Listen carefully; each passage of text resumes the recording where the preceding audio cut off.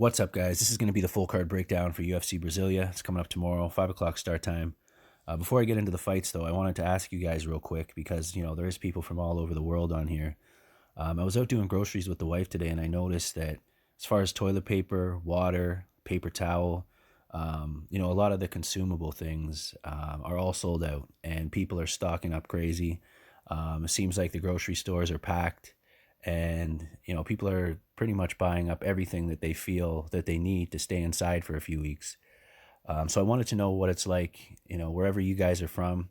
I know in a lot of spots in the States it's pretty bad. I'm in Toronto, Canada at the moment, and everything's out of stock up here. So let me know in the comments where you're from, and what it's like because of the coronavirus, especially with the grocery stores and being able to get a hold of things that you need. And I think it's only going to get worse because what's going to happen is people that work in these stores are going to get first dibs on these things when they come in. They're going to be getting for their family. They're going to be calling the people that they know, and it's going to go instantly for a while. So to catch up with the demand, it's going to be interesting to see what happens. But I just wanted to hear from you guys, see what it's like where you're at. But I'll get into it now. There was a couple of videos that I put out already this week. I won't talk about those fights. We'll skip over them. And we'll cover any of the ones that I didn't talk about yet. So first of the night, we got Amanda Rebus and Randa Marcos. Line's way off here, and because of that, I'm going to be picking Marcos. Maybe small shot because of how far off it is. I think it should probably be around, anywhere from 2 to 2.5 at the most. So I'm going to take Marcos there. Rebus did look good in her last fight, but Mackenzie Dern is only a grappler, right? She outpointed her pretty easily. A lot of people saw that coming. It was a striker versus grappler match all the way.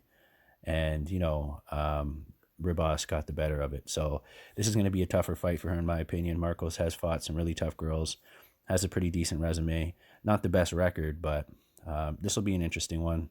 But like I said, because of the odds, I'm going to go with Randa Marcos. Next up, we got David Dvorak and Bruno Silva. So when the line dropped, I would have been taking Bruno Silva. There was value on him. Now that the line's flipped, I kind of feel like the value's on Dvorak. For Silva, he's a grappler, trains with Henry Cejudo.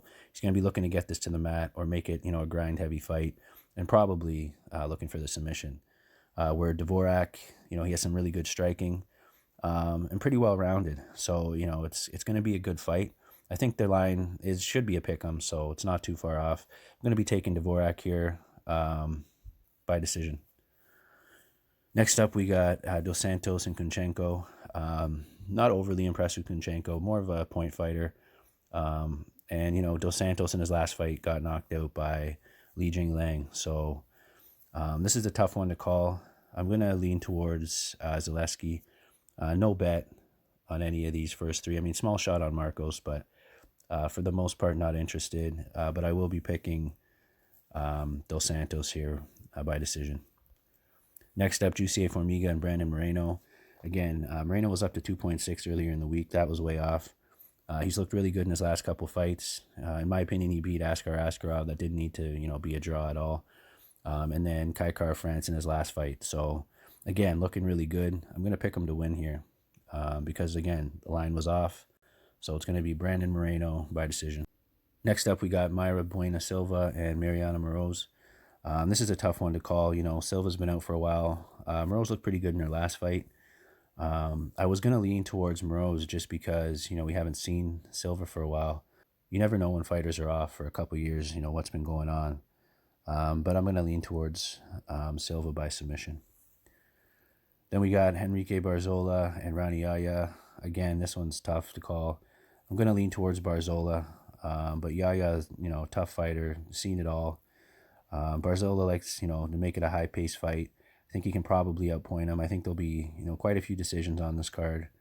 But I'm going to take Barzola by decision. Next, we got Veronica Macedo and Bay Malecki. Another one here. I mean, no interest in a bet. It's a coin flip. Line might be slightly off. This is a tough one. I'll take the dog. I'll go with Bay Malecki. Then we got a really interesting fight. Damian Maia and Gilbert Burns. So top of the line jiu-jitsu matchup here. I do think the line is a bit off, but Maia is aging. He beat up Ben Askren in his last fight, and that's always impressive, right?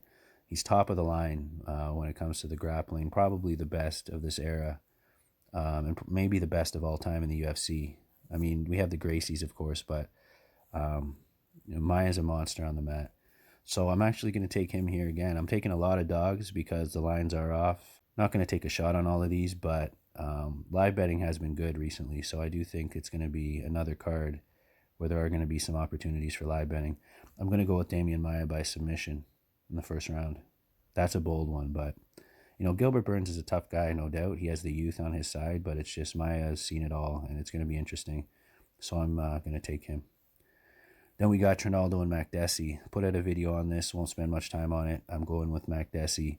At 2.62, the line was way off. Somebody took another huge shot on him because it went up even past 2.62, I believe, and then right down to 2.3. So somebody jumped on that as soon as the line went back up. Next up, we got Johnny Walker and Nikita Krylov. Going to lean towards Johnny Walker in this one. Krylov has looked good in some fights, not so great in others. Same goes for Walker. But he's got a lot of power. I think he might be able to catch Nikita here. It's going to be interesting. No bet yet. I'm keeping an eye on the line. If it went up to 1.8 or 9, I might take a shot, but not interested at the moment. Going to take Walker by TKO. Then we got Ronaldo Moicano and Damir Hadzovic. Going with Moicano here. He was one of the parlay builders. If he fights a smart fight, he should be able to get it done. Damir Hadzovic is a tough guy, though. He will keep coming forward. He'll make it a fight for sure. But if Moicano's on his game, he should be able, to make it a pretty easy fight. But you never know. I'm going to go with Moicano by decision in this one. Then we got the main event, Kevin Lee and Charles Oliveira. Did put out a video for this one yesterday. Again, a really good fight. Charles Oliveira on a 6-fight winning streak. All finishes, all really impressive. Kevin Lee coming off a big knockout win over Gregor Gillespie in his last fight. Hopefully it hasn't gotten to his head. I did notice he was getting a little bit cocky. That always worries me when it comes to Kevin Lee. But when it comes to the skill, he's top of the line. GSP talks about Kevin Lee like he's the future champ, saying things like he doesn't know how good he is, and if he would just focus, he could be a superstar. And that's what's missing right now from his game, is the focus. So hopefully Kevin Lee's mind's in the right spot. I'm going to take him to win here. I'll say by TKO in the second round. And that's about it, guys. A lot of these are close fights. I could see I wouldn't be surprised to see any of these go the other way. But, that's what makes for a good card, and a bunch of fight of the night potential on this as well. Probably half the card has potential to be fight of the night. With it being indoors, no crowd, I think it actually is going to be good for a change. You can hear the strikes a lot cleaner hitting. You can hear the corners. For the fans at home, it's not a bad thing at all. But it does have a lot of implications, as to what's happening, and going forward with sports and UFC, we might see some changes, right? They're really locking down with this coronavirus. So it's really going to be interesting to see how everything plays out. But that's about it, guys. I'm going to wrap it up here. There is a Bellator event. I'm going to try to put out a video for that as well. Thanks for watching. I'll see you on the next one.